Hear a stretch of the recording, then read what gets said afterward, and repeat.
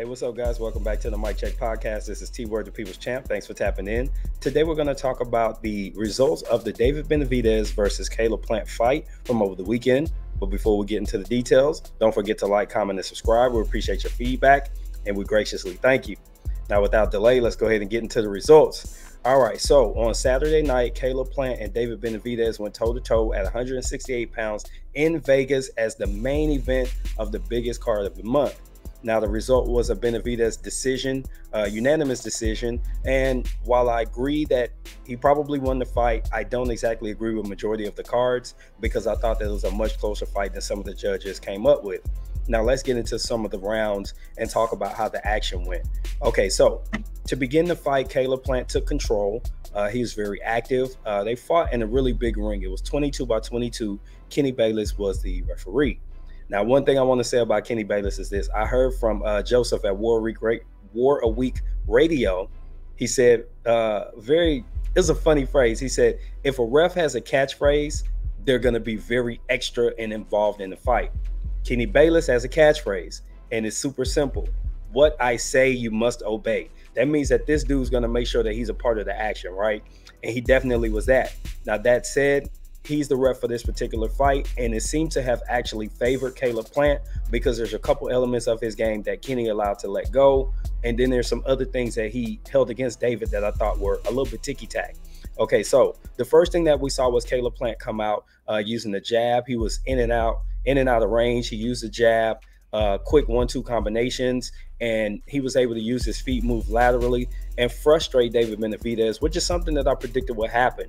The issue lied in the fact that it's possible that all this movement actually hurt Caleb Plant in the long run because he seemed to gas out around the 5th round, and it made it very hard for him to survive the next 7 rounds against a volume puncher like David Benavidez. So from round, I would say 1 through 6, I had it 5-1 in favor of Caleb Plant because he did everything he needed to do to be effective while also remaining out of harm's way. Somewhere around the 5th round, you can see that his productivity started to slow down, his punch output slowed down, and then in the 6th round, I thought that Benavidez had actually started to swing momentum in his favor. What you saw from about halfway through the 5th round and for the rest of the fight was Caleb Plant went to a strategy of stab and grab. He would kind of do a stab jab or maybe a stab cross to the body, and then he would close ground and he would wrap up David Benavidez and try to nullify his offense. Something like this can only work for so long, and what's bad about it is it's not very good to watch from a fan perspective because it just looks like this guy's going in for a hug on a regular basis. Every 10 to 15 seconds, he was wrapping Benavidez up. He wasn't turning him and coming back with offense. He would simply wrap him up and hold on until the ref broke it up.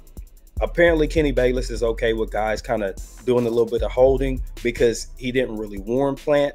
And David Benavidez, to his part, he didn't really push for Plant or the ref to take notice that, hey, what is this? You know, why is this guy holding me and we're not boxing? Why are you allowing him to hold me and we're not boxing? So in my opinion, I think he could have made a bigger fuss about it, and it might have forced Kenny Bayless, at least from an optic standpoint, to have to address it with Plant, something that you never saw throughout the fight. He would simply break them up and let them go. There was a couple of other periods in the fight where Plant was given a break. Let's be honest. Kenny Bayless will break the action. There's a couple low blows that were exchanged. Caleb Plant had a couple low blows he threw, and Benavidez returned the favor. But Benavidez is the only one who was reprimanded for this particular action. And a couple of times the fight was basically stopped, giving Plant time to recover in situations where I felt like he was in danger. Despite all those things, heading into, let's say, the championship rounds, let's say 10, 11, and 12, I still had it a very close fight with Plant ahead. Because keep in mind, at one point I had this fight 5-1 on my card. And I thought it's fair to say that because for the first 4 rounds, I couldn't find a round to give Benavidez. The 5th round, I felt like he took control of certain elements of the fight. He controlled the location of the fight, and he was able to nullify the stab and grab that Caleb Plant had begun to try. Fast forward past that to round 6, that's when I thought that it was about even, but I swung it in Caleb's favor because I felt like he still was in control of the pace of the fight. He still wasn't allowing Benavidez to get tempos off, and David was starting to show some signs of frustration.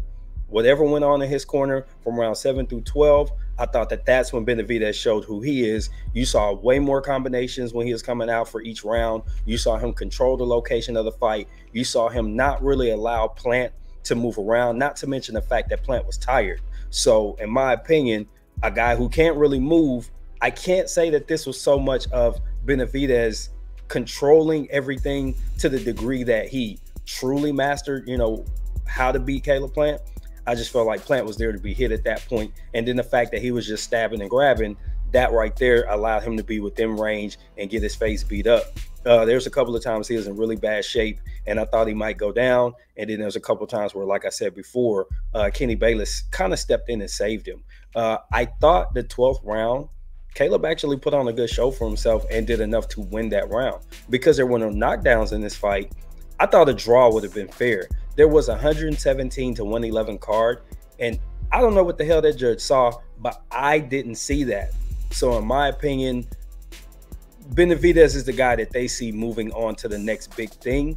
We just don't know what that is. There's quite a few 168s on the PBC side of things, so he doesn't need to leave his organization to get some good fights, but to get the biggest fight, he's probably going to have to go and look for Canelo Alvarez on his own. That being said, congratulations to David Benavidez. It was a hard-fought victory. The guys half-heartedly kind of hugged it out when it was over. I think they earned each other's respect by solving their problem in the ring, which is what you want. Two men showed up, they put the gloves on, they laced them up, and they kicked ass somewhat for 12 rounds, and one guy emerged victorious. This isn't something we need to see again. I think it was a clear enough victory for Benavidez, depending on what you're going to credit. I thought that, fights are scored by the round, right? But if you were to score just on optics as in totality, you're going to think Benavidez in this particular fight. I thought Caleb earned himself a draw, but a slight edge to Benavidez isn't unrealistic. So I feel like you have a clear winner for the most part. It's not something that this isn't a rivalry that needs to happen again. I think both guys need to figure out what's next for them. Benavidez on his way up the 168 ladder, which is basically the very top championship level. And Caleb Plant, personally, all that muscle, maybe he needs to get down to like 160. Maybe he'll have better conditioning because he'll have less muscle mass, and maybe he'll be a better fighter later in fights. Maybe that's something for him. But again, those are my opinions. We'd love to hear what you guys think. This has been T-Word for the Mic Check Podcast. Until the next time, I'm out. Peace.